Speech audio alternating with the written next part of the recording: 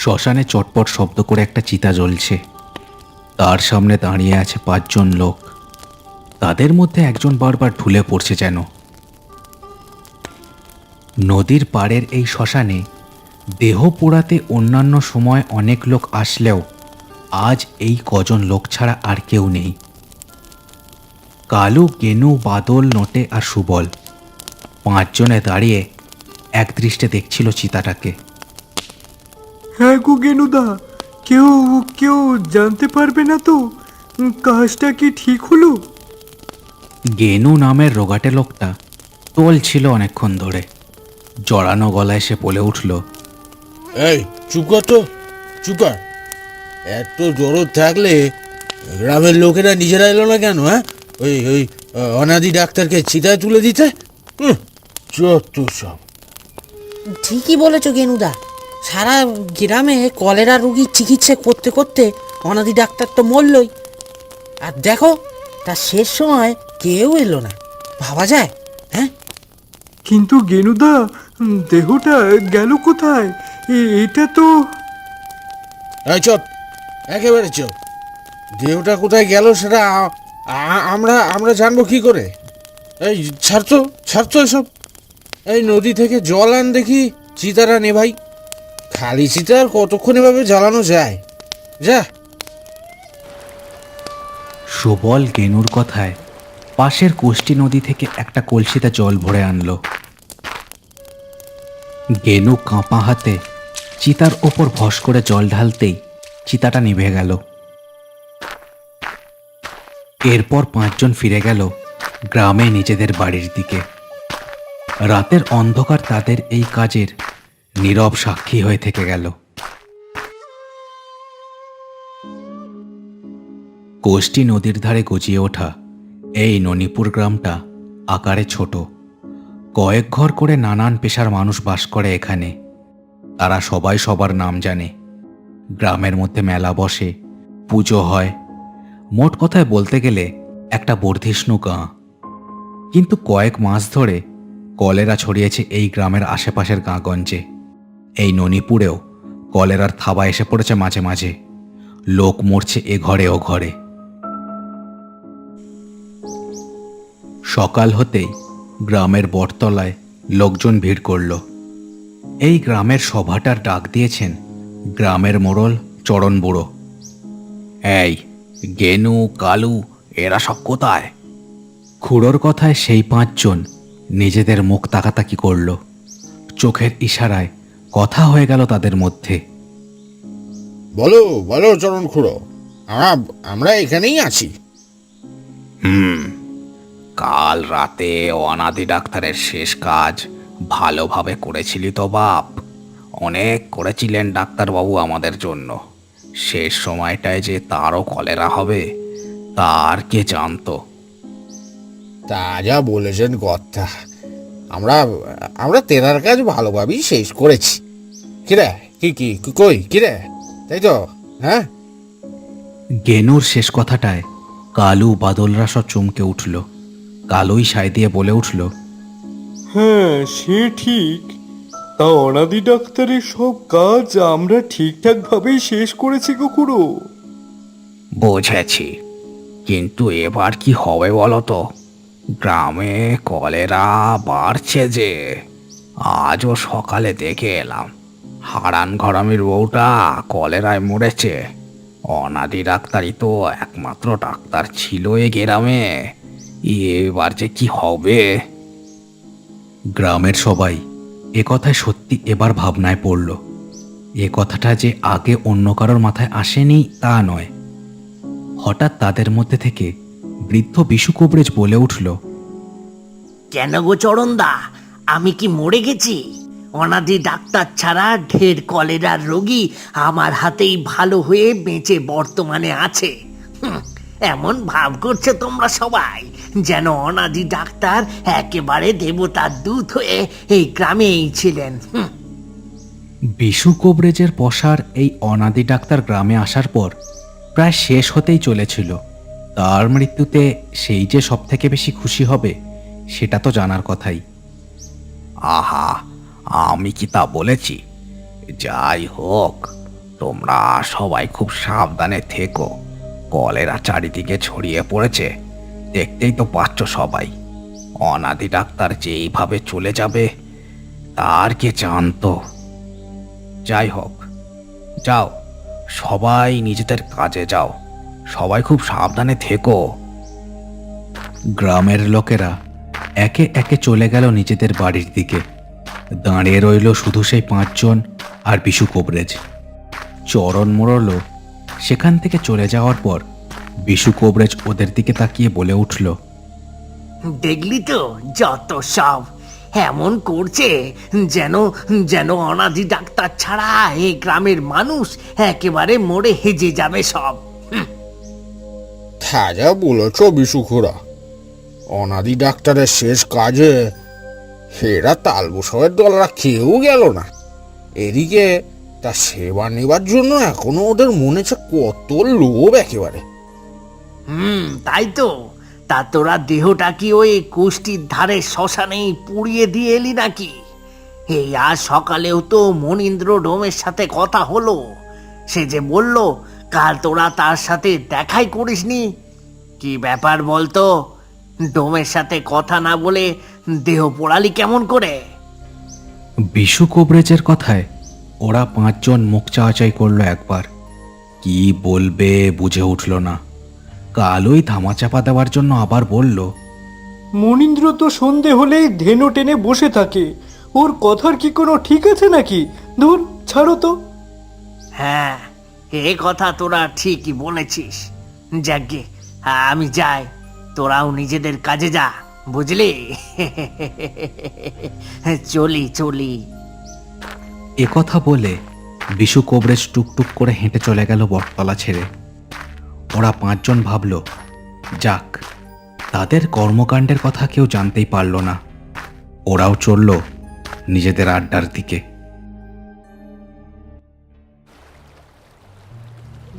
কোষ্টি নদীর ওপর সূর্য অনেকক্ষণ ডুবেছে।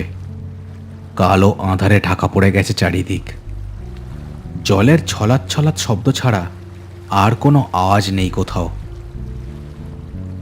শম্ভু মাঝি আঁধার আরও গাঢ় হতে দেখে নৌকোটাকে লগি ঠেলে এনে থামালো পাড়ের কাছে। আজ রাতটা অন্যান্য রাতের থেকে আরও বড্ড বেশি নিঝুম যেন। শম্ভু বাড়ি চলে যাবে কিনা ভাবছিল, এমন সময় দেখল পাড়ের তালগাছের সারির মাঝখান দিয়ে একটা লোক হেঁটে আসছে। যাক, এই এত রেতে সোয়ারি আসছে দেখছি। তবে এই শেষ, এনারে পার করে দিয়েই আমি বাড়ি যাব। লোকটা এরই মধ্যে নদীর পাড়ে এসে থামল। গ্রামের দিকে এমন হালকা বর্ষাকালেও চাপচাপ কুয়াশা দেখা যায়, সেই জন্যে তার মুখটা নৌকো থেকে দেখা যাচ্ছে না। কে গো? হ্যাঁ, কে? কোথায় যাবে? খুব বেশি দূরের ঘাটে কিন্তু যেতে পারবো নি গো। আকাশে মেঘ করেছে দেখো কেমন। কে? উত্তর দাও না কেন? শম্ভু বেশ জোরে কথাটা বললেও লোকটা তার কোনো উত্তর দিল না। সে এবার বিরক্ত হয়ে হাতের আলোটা তুলে ধরল লোকটা কে সেটা ভালোভাবে দেখার জন্য। লোকটার গায়ে আলো পড়তেই শম্ভুর বুকটা স্যাঁত করে উঠল। আধারে চুপ করে দাঁড়িয়ে আছে অনাদি ডাক্তার। শম্ভু একবার চোখ রগড়ে ভালো করে দেখল, ঠিক তাই। ঢোলা হলদেটে জামা আর কালো খোলের মতো কোট গায়ে দিয়ে অনাদি ডাক্তার পাহাড়ের ওপর দাঁড়িয়ে এক দৃষ্টে তাকে দেখছে।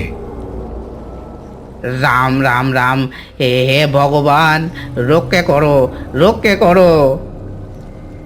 অনাদি ডাক্তার হাতের তর্জনী তুলে দূরের দিকে কোথায় যেন দেখালো। শম্ভু কিছুই বুঝে উঠতে পারল না। সে ভয়ে হাঁ করে তাকিয়েছিল তার দিকে। কয়েক মিনিট এভাবেই কাটল। তারপর অনাদি ডাক্তার আবার ধীরে ধীরে বাতাসে মিলিয়ে গেল। শম্ভু এই কাণ্ড দেখে মুখে কোনো শব্দ করতে পারল না। চোখ উল্টে আছড়ে পড়ল নৌকার ওপর। সকালবেলা নদীর পাড়ে অনেক লোক জমা হয়ে গিয়েছিল। বেশিরভাগই অবশ্য জেলে আর হাটের ব্যবসা করতে যাওয়া লোকজন। সকালে ওপারে যাওয়ার জন্য নদীর ঘাটে এসে শম্ভু মাঝিকে ওই অবস্থায় দেখে সবাই। জ্ঞান ফিরে ধাতস্থ হতেই চরণ মোড়ল আর অন্যান্য লোকেরা প্রশ্ন করে তাকে একেবারে জিরবার করে তুলেছিল প্রায়। কি হয়েছিল শম্ভু? হ্যাঁ, তোমার এই অবস্থা কে করলো হে? এ গ্রামে তো চোর ডাকাত কখনো ছিল না যে তোমাকে আক্রমণ করবে। কি ব্যাপার? আগে আগে কর্তা, আমি কাল এই ঘাটে অনাদি অনাদি ডাক্তারকে দেখেছি। আমাকে চোখ পাকিয়ে শাসানি দিচ্ছিল। আমি আর সোজা হয়ে থাকতে পারিনি, মাথা ঘুরে গিয়েছিল আমার। গেনুদের দলটাও ছিল সেখানে। তারা এ কথায় চমকে উঠল। গেনু নিজেই তাড়াতাড়ি বলে উঠল, কি যাতা বকছিস শম্ভু? হ্যাঁ, ভাট বকার জায়গা পাসনি? এই তো একদিন আগে অনাদি ডাক্তারের দেহটা আমরা ওই নদীর শ্মশানে পুড়িয়ে এলাম। কি ব্যাপার বলতো? তুইও কি লেজা টেসা ধরলি নাকি রে আমার মতন? হ্যাঁ, মুখ সামলে কথা বল গেনু। আমার তোর মতো সারাদিন বোতল খুলে বসার অভ্যাস নেই, বুঝলি? চরণ খুঁড়ো, আমার আমার কথা বিশ্বাস করো। ও অনাদি ডাক্তারকে আমি কাল দেখেছি। আচ্ছা থাম দেখি তোরা, এত ঝামেলা করার মতো কিচ্ছু হয়নি। আমি দেখছি, যদি কাউকে বলে পাশের গ্রামের শঙ্কর ভট্টাচার্যকে একবার ডেকে আনানো যায়। এখন তোরা সব যা। এই শম্ভু, তুইও বাড়ি যা, শরীরটা সারিয়ে তারপরে আবার এই ঘাটে আসিস। যা। এ গ্রামে চরণ মোড়লের কথা সবাই খুব শোনে। সবাই একে একে চলে গেলেও দাঁড়িয়ে রইল শুধু বিশু কবরেজ আর চরণ মোড়ল নিজে। ও চরণদা, কি বুঝছো? ব্যাপার কিন্তু সুবিধের বলে মনে হচ্ছে না। কাল আমি মনীন্দ্র ডোমের সাথে কথা বলেছি। সে বলেছে একদিন আগে শ্মশানে নাকি অনাদি ডাক্তারের দেহ পড়ানোর সময় সে সেখানেই ছিলই না। কি ব্যাপার বলো দেখি? হ্যাঁ, বুঝতে পারছি না হে বিশু, দেখা যাক কি হয়। এই ননিপুরে একেই কলেরা ছড়াচ্ছে, তার উপর আবার ভূতের উপদ্রব শুরু হলে আর রক্ষে নেই। আমি দেখি আজই গ্রাম থেকে দুজনকে পাঠিয়ে দিচ্ছি পাশের গ্রামে। বিশু কবরেজ আর কিছু বলল না। সে যেন কোনো কিছু একটা আন্দাজ করতে পারছে। চরণ মোড়ল আর সে কোষ্ঠী নদীর গভীর জলের দিকে তাকিয়ে রইল একভাবে।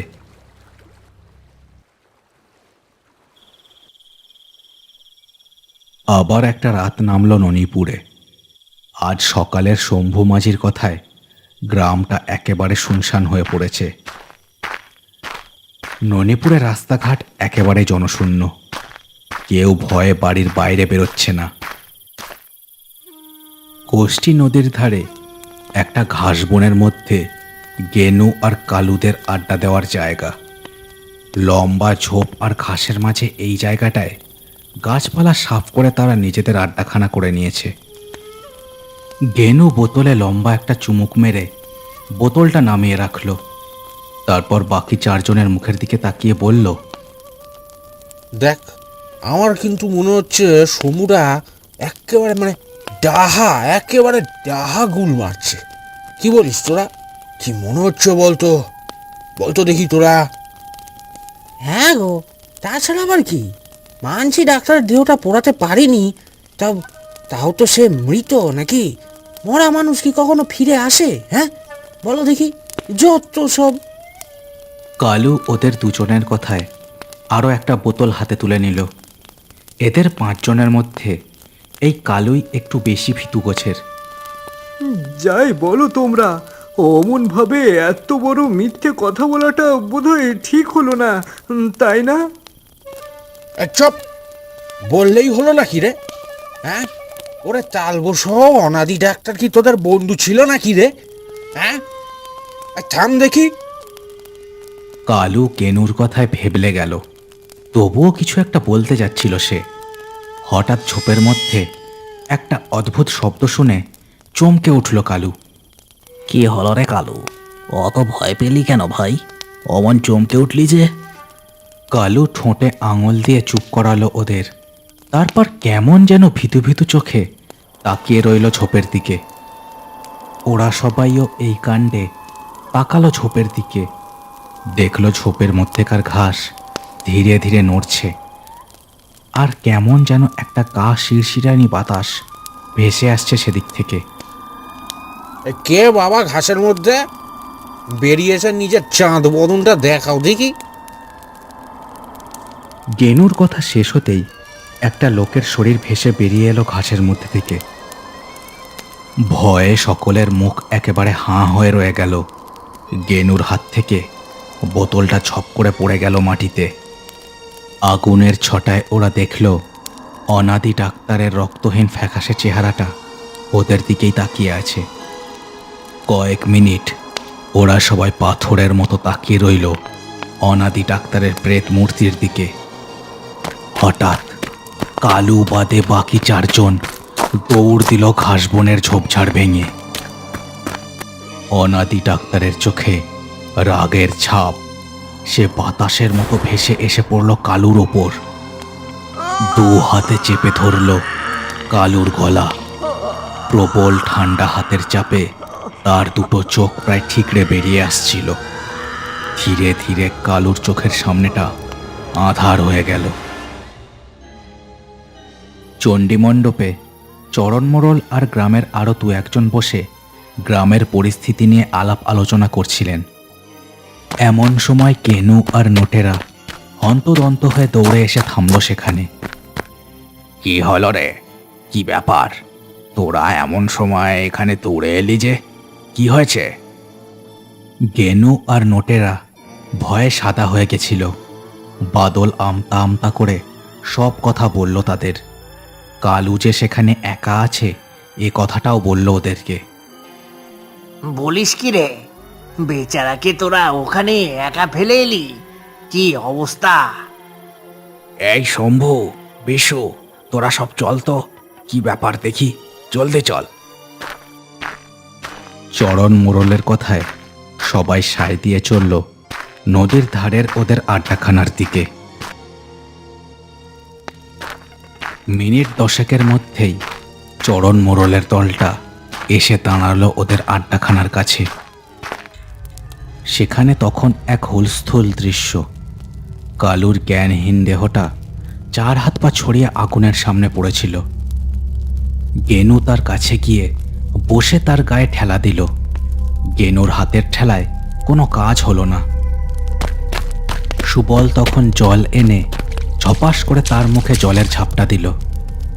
কালু অতি কষ্টে চোখ খুলে উঠে বসল। ব্যাপার তো সুবিধের মনে হচ্ছে না। তোরা কি কাণ্ড ঘটিয়েছিস বল দেখি। অনাদি ডাক্তারের প্রেতাত্মা এমনভাবে হানা দিচ্ছে কেন বারবার? কি ঘটিয়েছিস তোরা, বল দেখি। হ্যাঁ, আমিও মনীন্দ্র ডোমের কাছে সব শুনেছি। এবার সব বল দেখি। গেনু ভয়ে ভয়ে সবার মুখের দিকে তাকিয়ে বলে উঠল। চরণ খুড়ো, সেদিন যখন অনাদি ডাক্তার কলেরায় মারা গেল না, গ্রামের সবাই মরা পোড়ানোর দায় আমাদের ঘাড়েই চাপিয়ে দিয়ে চলে গেল। আমরা 5 জনে তখন মরা নিয়ে বেরিয়েও পড়েছিলাম। খাটুলি নিয়ে আমরা হেঁটে হেঁটে যাচ্ছিলুম কুষ্টির ধারে শ্মশানের দিকে। হাঁটতে হাঁটতে এই ঘাস বনের কাছে যখন এলাম, তখন চারিদিক শুধু ঝিঁ ঝিঁ আর শিয়ালের ডাক ছাড়া আর কিছুই ছিল না। আমরা জিরোবার জন্য এখানে মরাটা নামিয়ে বসে মানে একটু ওই ধনে আটা আনছিলাম। তারপর কখন যে আমাদের সবার চোখ লেগে গেল কে জানে।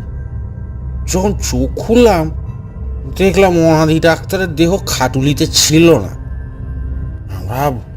আমরা তো ভয় আর কাউকে কিছু না বলে খালি খাটখানায় চিতা সাজিয়ে আগুন দিয়ে দিয়েছিল। আর কি, অনাদি ডাক্তারের দেহটার কি হলো আমরা জানি না। একটানা এতগুলো কথা বলে থামল গেনু। চরণ মোড়লের মাথায় যেন আগুন জ্বলে উঠল। হতভাগার দল, অনাদি ডাক্তারের কত উপকার এ গ্রামের ওপর তোরা সব ভুলে গেলি? একটা কাজও তোরা ঠিক করে করতে পারিস না, বেটা মাতালের দল। তাই নাকি? আমরা মাতাল আর তোমরা সব সাধু পুরুষ, তাই না? হ্যাঁ, গ্রামের একটা লোকও তো সেদিন আমাদের সঙ্গ দিলে না। এই বুঝি তোমাদের অনাদি ডাক্তারের প্রতি কৃতজ্ঞতা স্বীকার? হ্যাঁ, কি হলো সবাই এখন চুপ কেন? হ্যাঁ, কথা বলছো না যে? কি হলো?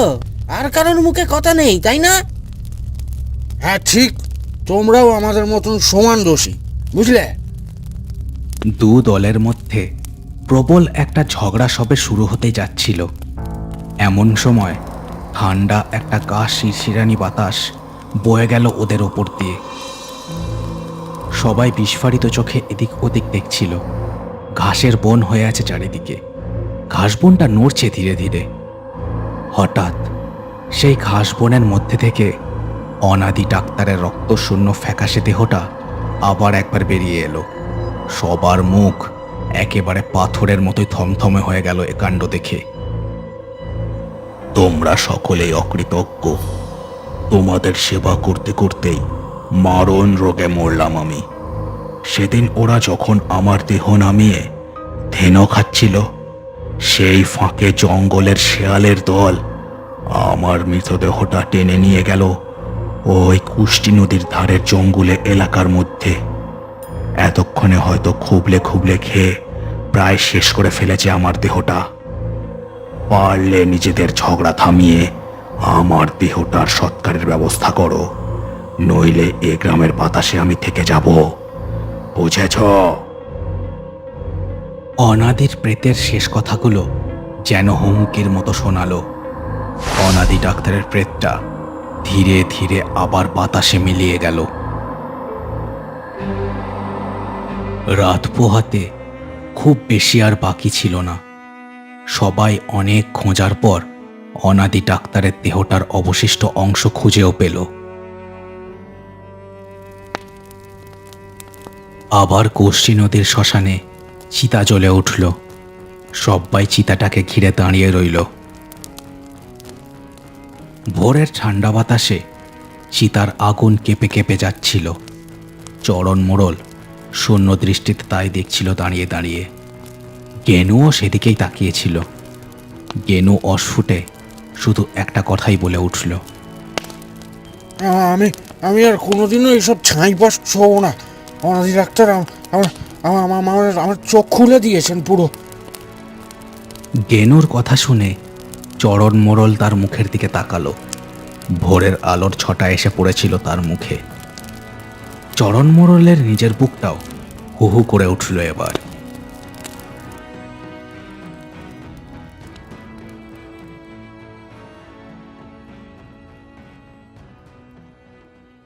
শেষ হলো কোটুনস অ্যানিমেশনসের আজকের গল্প। আজকের গল্পটা কেমন লাগলো সেটা আমাকে কমেন্ট করে জানাতে ভুলো না। চ্যানেলটাকে সবাই সাবস্ক্রাইব করে দিও আর গল্পটাকে শেয়ার করে দিও তোমার বন্ধুদের সাথে। দেখা হচ্ছে ওর পরের ভিডিওতে। সবাই খুব ভালো থেকো।